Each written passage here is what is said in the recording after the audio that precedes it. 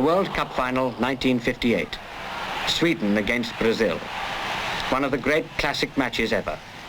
It gave Brazil the World Championship for the first time. The Swedes played powerful European football combined with some individual artistry. But they never matched their opponents, who could vary their style of play at will. Pelé, an 18-year-old player, emerged from obscurity into world class almost overnight. He showed the speed and brilliance of some of the great South Americans. This was a team that possessed the ability to improvise to an apparently unlimited extent. A number of their individual players, such as Didi, Nilton and Jalma Santos, Bellini, Gilmar, Zagallo, Vava and Garrincha, all world-class caliber in their own right.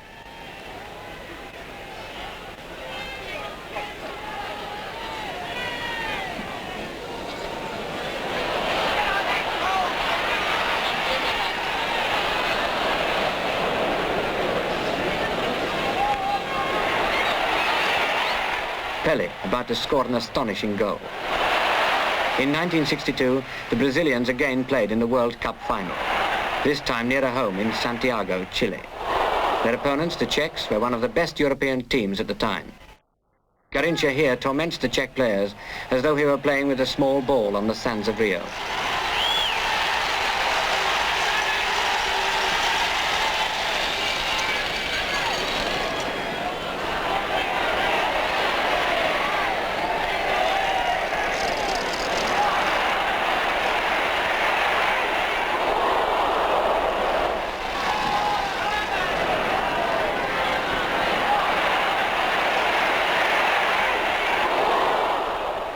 The Czechs played well, a workmanlike side playing tough, clinical football.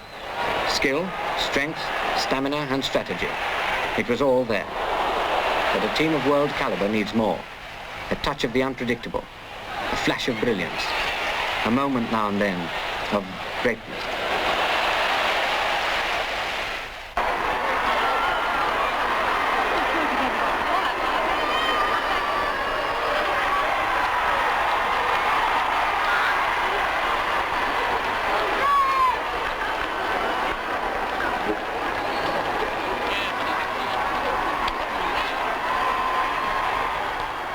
World champions, nerves too tautly strung. Triumph for 11 extraordinary men.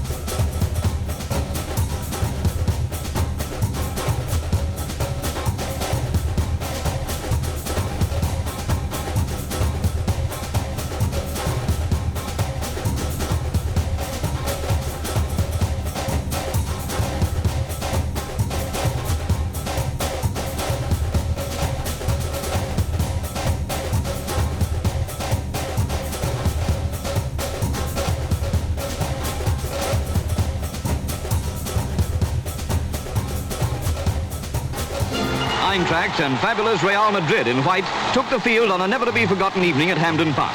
Pfaff beat Saraga in the toss, giving the Germans the choice of ends. The world's master footballers kicked off, beginning what was to be a magical display of football. Eintracht showed their high quality when they beat Rangers, but an early escape indicated that only super football could help them this evening.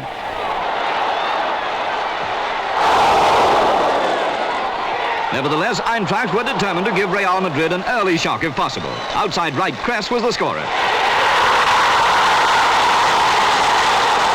Then Eintracht won a corner. Dominguez parried the danger. From then on, Real Madrid took command. The great Stéfano leveled the score.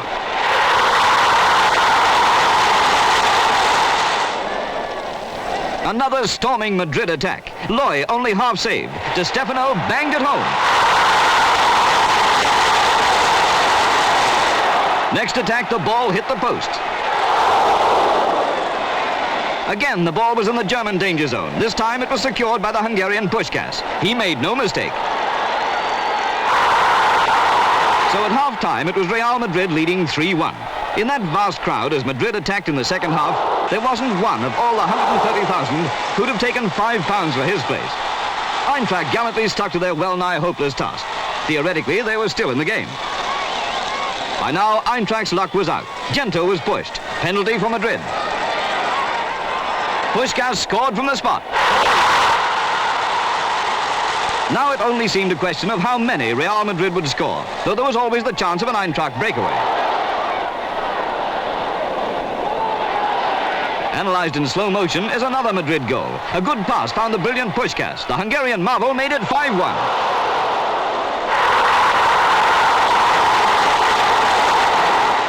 As much as the goals, it was superb Real Madrid football that entranced the crowd. Nor did they let up, despite their big lead. Here, Loy had to concede a corner. The unstoppable Puskás now got goal number 6. Eintracht almost staged the recovery. Stein beat 2 defenders brilliantly to get their second goal. What an amazing display Stéfano did give. Perhaps no other player in the world could have scored like this.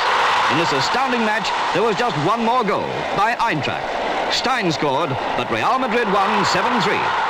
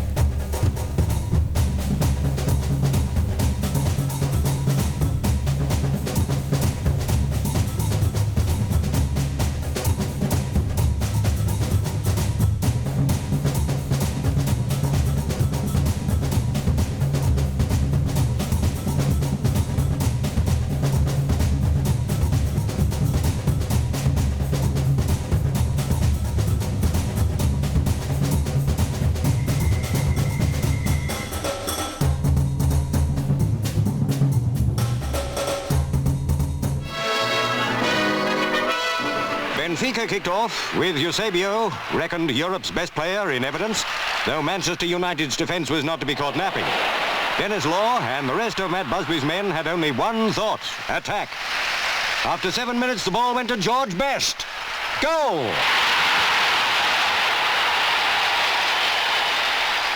A shock that to the all-conquering Benfica, unbeaten on this ground for years. But there has to be a start for everything. Best had the ball again. Another goal.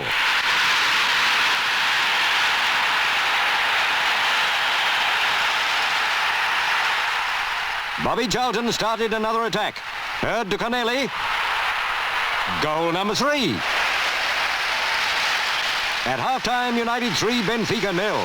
And being Manchester United, they didn't let up. Champion teams don't make that mistake. Benfica were lucky here. As the Portuguese 11 couldn't score themselves, Shea Brennan put one through his own goal.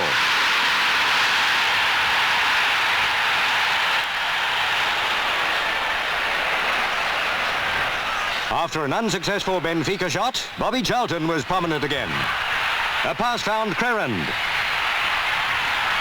United's 4th goal.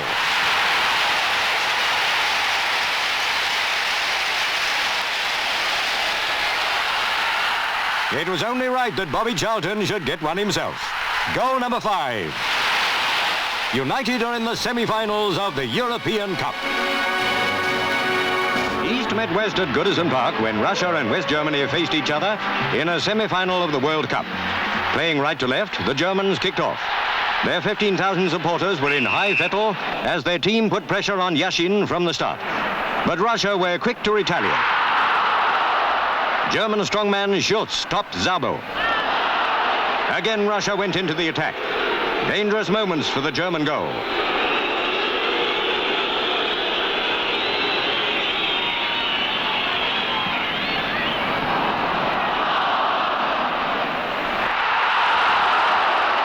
A chance for Russia. Chislenko shoots, but Tilkovsky copes easily.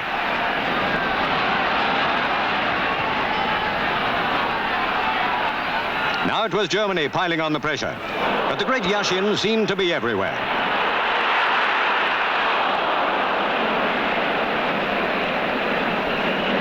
Schultz's effort was smothered by Yashin, but Germany still had a great chance. Germany kept up their raid on the Russian goal, and only some fine saves by Yashin kept them out. But Haller's shot got through. Being a goal down at the start of the second half doesn't daunt teams of World Cup caliber. Nor did their narrow lead tempt the Germans to rest on their laurels. Siegfried Helt seemed to be dangerous here.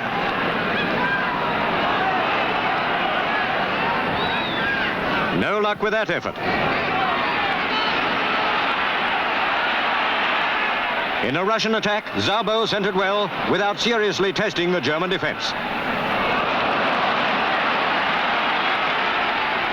Germany's much-needed second goal came after 67 minutes. With a terrific shot, Beckenbauer scored.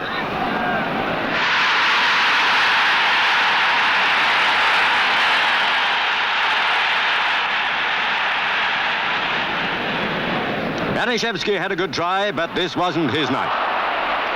Though Russia needed something like a miracle now, they stuck to it. The German goalkeeper fumbled, Pokoyan met it.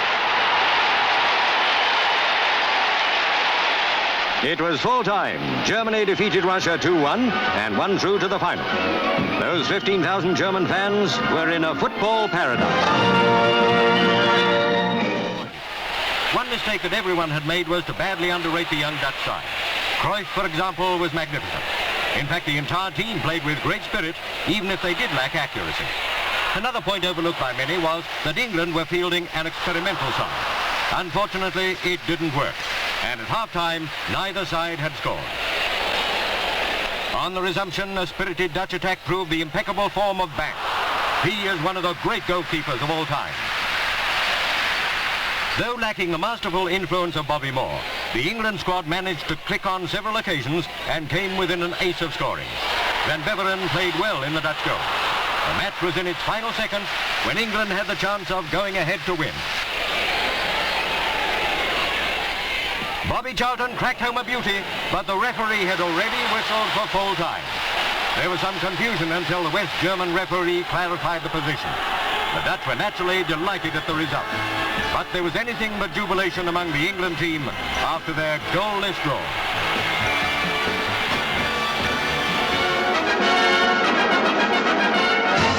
On to the Wembley Arena, where so much football history has been made, England and Portugal came out for the other semi-final.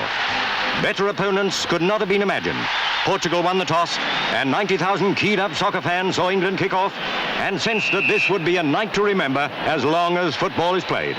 Who would it be to meet West Germany in the final? Portugal, world-renowned for their brilliance, or England, playing better in each game and even exceeding the promise that all but a few critics believed them to have? Not one goal had they conceded in the competition so far. And by these two great teams, sportsmanship and genuine football skill were certain to be displayed. The first excitement, a shot which the Portuguese goalkeeper did well to clear.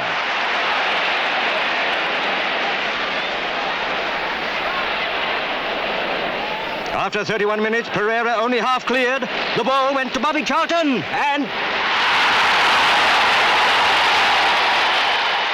Portugal tried to hit back, only to find Banks showing the form he has displayed all along. Pressure again from a corner. A few anxious seconds, and Banks again had the ball away. At the other end, Peters tried a shot without luck. Now a glimpse of the great Eusébio, but England breathed again. England were jubilant at half-time, 1 goal up. Portugal kicked off on the resumption. This game was more than living up to its promise. There was none of the violence and foul temper that marred several matches in the competition. This was football of true international standard. Neither side dared relax for a second.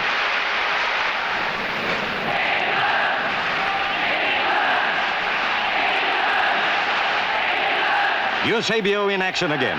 By clever marking by Nobby Styles, he had so far been kept out of shooting range.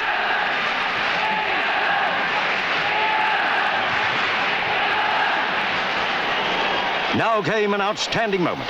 Jeff Hurst in possession. Across to Bobby Charlton. Another great goal.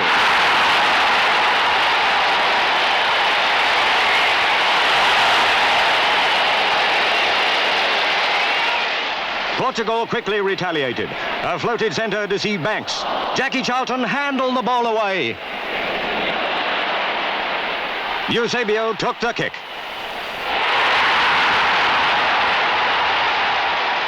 At very nearly full time, that prince of sharpshooters, Bobby Charlton, very nearly scored another. England had won 2-1. What a moment for Bobby Moore, captain of England in their first ever World Cup semi-final, and for the great Bobby Charlton. His goals had taken England into the final. Eusébio wept as he left the field. Congratulations to England. 11 good sportsmen whom Alf Ramsey welded into a great team. Bobby Charlton was goal hungry. Just watch that man slam home his record-breaking goal.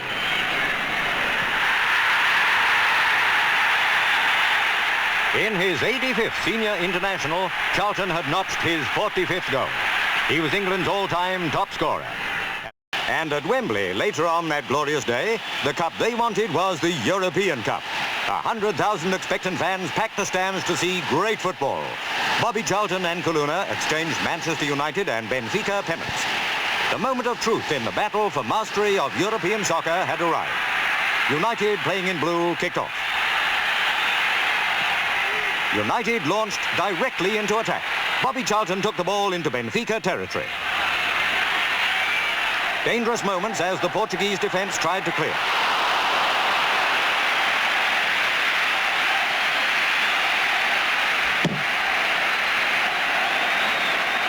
Now Benfica came away. That mighty danger man Eusébio sent in a scorcher. It ricocheted off the crossbar. What an escape! Stepney, unrattled, collected the return effort and got United moving. George Best fell foul of the first of a series of savage tackles which marred the first half.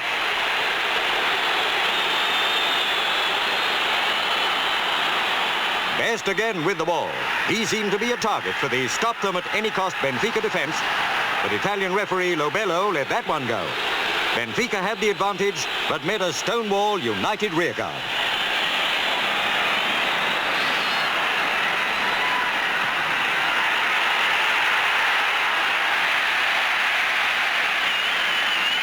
Charlton was very unhappy with the ref's decision, and the visitors too had plenty to say for themselves.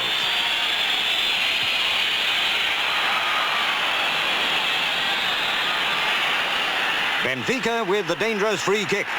But what a great keeper Stepney proved himself.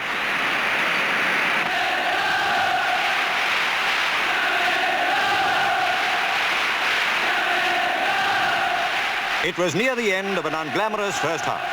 No score by either side. With the eyes of the world on both teams and the hopes of every Briton behind United, the second half got underway. The Busby boys seemed fired with a new enthusiasm and stormed into the attack. United's football was full of fire. Enrique had to concede a corner to keep that one out.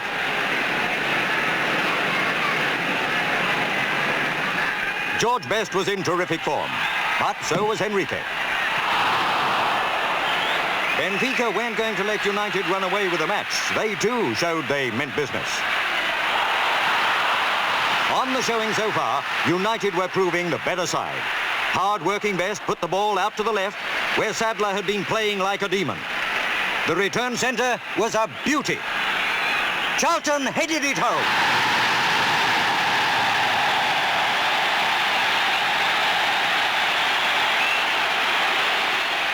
What a tonic for the fans. United 1 up in the 55th minute and going all out for another one.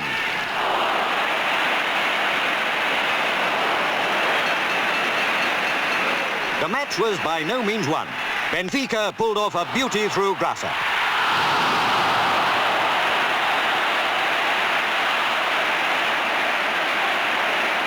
One all and time running out. Stepney was a wonder goalkeeper to stop that rocket from the big cannon boot of Eusébio, and the great Portuguese star sportingly acknowledged it. But that wasn't it. 90 minutes up and still deadlock. The teams were weary, but the fans weren't.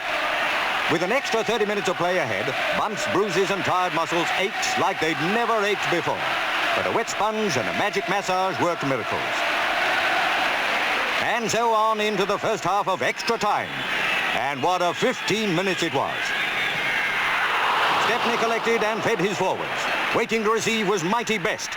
He simply walked the ball into the net. What a goal! United in the lead. And that wasn't all. The Busby Babes were raring to go. They hammered Benfica. Watch this fantastic goal.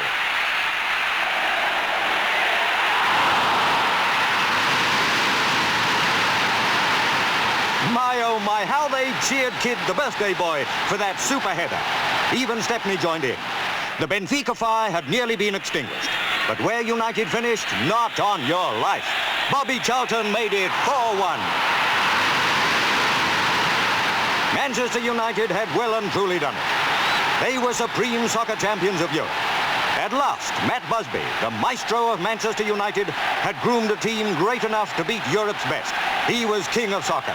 His wonderful 11 men were all princes.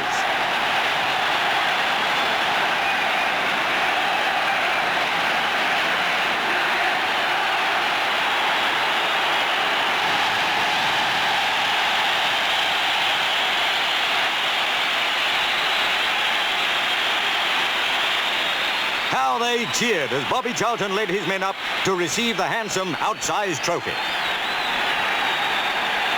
Mr. Wiebacker, president of the European Union of Football Associations, handed it over. This victory didn't belong only to Manchester United supporters. This was a win for Great Britain.